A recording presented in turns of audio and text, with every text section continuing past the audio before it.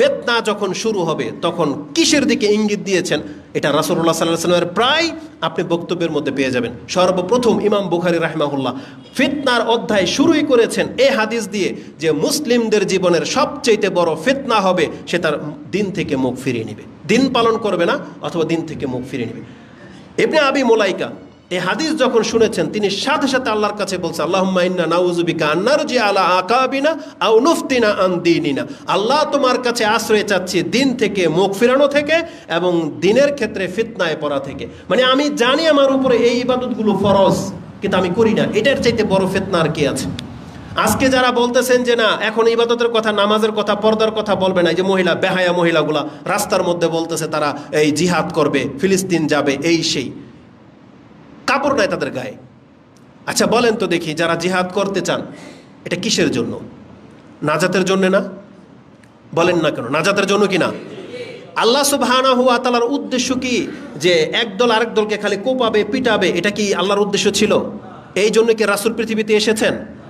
অস্ত্র তো আল্লাহ তখন ধরতে বলেছেন যখন আল্লাহর দ্বীনকে পালন করতে দেওয়া হবে না তখন, তাই না? রাসূলুল্লাহ সাল্লাল্লাহু আলাইহি সাল্লাম যখন আল্লাহর দাওয়াত দিচ্ছিলেন তখন তো রাসূল অস্ত্র ধরে নাই, 13টা বছর তাকে মার খেতে হয়েছে। কিন্তু আল্লাহ সুবহানাহু ওয়া তাআলা কখন গিয়ে আদেশ দিলেন যে না আপনার দ্বীনকে টিকাইতে হবে, জানা এবার আপনি অস্ত্র ধরেন, তাই না? এটার জন্যই তো জিহাদ। তাহলে আজকে তো জিহাদ নাই বাংলাদেশে, আপনি এখন যান নাই, তা আজকে ফজর নামাজ পড়েন নাই কেন? আজকে আপনার 5 ওয়াক্ত সালাত এটা কে করবে? আপনি জেন, ফিলিস্তিনে জিহাদ করবেন জেন, কিতাল করবেন করেন, তাহলে আজকের ইবাদতটা কে করবে? আজকের দাড়ি রাখাটা, আজকের পর্দাটা, এটাকে কেন আপনি ছাড়লেন? আজকে কিসের ভিত্তিতে আপনি করলেন না এটা? তার মানে আপনি শুধু একজনকে মারতে চাচ্ছেন, অথচ আল্লাহ সুবহানাহু ওয়া তাআলা কি ইসলামের এটা বিধান করে নাই যে একজন মানুষকে যদি কেউ অন্যায়ভাবে হত্যা করে সমস্ত মানুষকে হত্যা করে দেওয়ার শামিল? আর ইহুদি নাসারারা এটা করে, ওরা তো আল্লাহকে মানে নাই, তোরা কি কোরআনের কথা মানবে?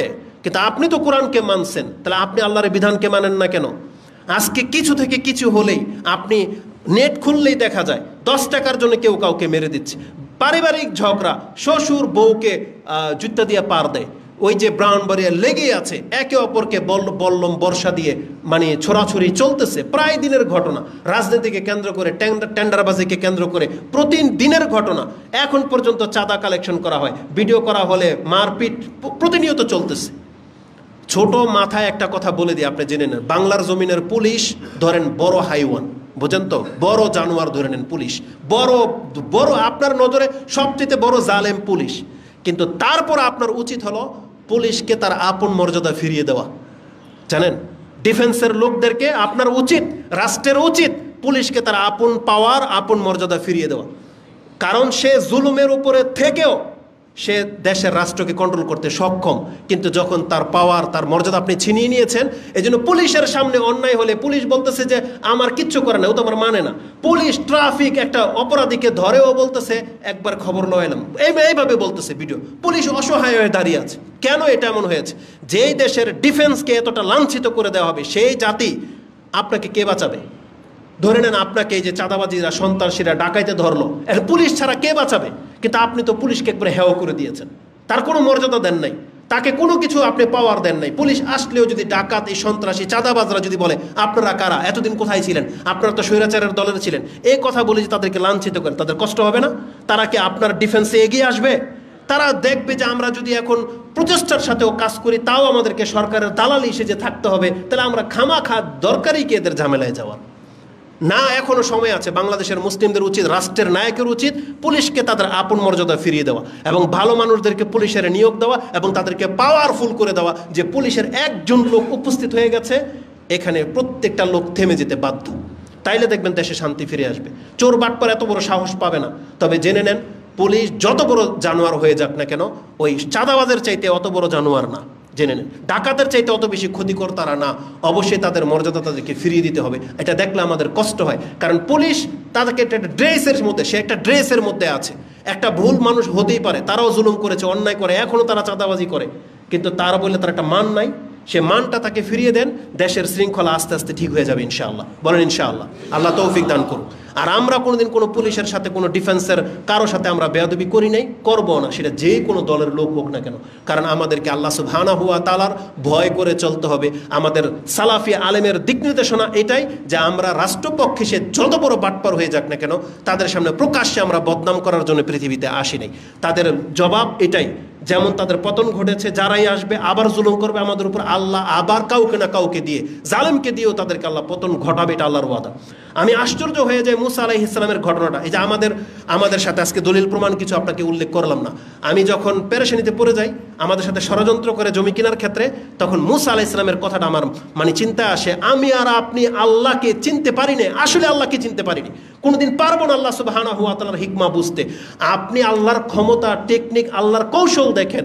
যে ফেরাউন চেয়েছিল একটা পুরুষকেও রাখবে না, কিন্তু আল্লাহ যেহেতু চেয়েছিল মুসাকে বাঁচাবে, সেই ফেরাউনের ঘরেই ফেরাউনের দ্বারাই আল্লাহ মুসাকে আবার লালন পালন করিয়েছেন। কত বিস্ময়কর ব্যাপার এটা, কত বিস্ময়কর। আমলিক সরকার থাকতে এতটা ক্ষমতাবান তাদেরকে মনে হয়েছিল, আমরা কি কোনোদিন কল্পনাও করেছি যে তারাও পতন ঘটবে? কিন্তু আল্লাহ সুবহানাহু ওয়া তাআলা করে দেখিয়েছেন। এই জন্য যারা পরবর্তীতে ক্ষমতায় আসতে চাচ্ছেন, আপনি আল্লাহ সুবহানাহু ওয়া তাআলার পাকড়াওটাকে ভয় করেন। আল্লাহর টেকনিক কিন্তু খুব সূক্ষ্ম, আল্লাহর কৌশল সবার ঊর্ধ্বে। এই জন্য তো আল্লাহু আকবার বলি আমরা, আলহামদুলিল্লাহ। আল্লাহর কৌশল সবচেয়ে ঊর্ধ্বে। এই জন্য ষড়যন্ত্র কেউ কারো সাথে করেন না। আজকে আমরা কোরআন সুন্নাহর অনুসারী, আমরা শুধু ইসলামটাকে পালন করার জন্য আহলে হাদিস হয়েছি, এটা কোনো দলের ভিত্তিতে না।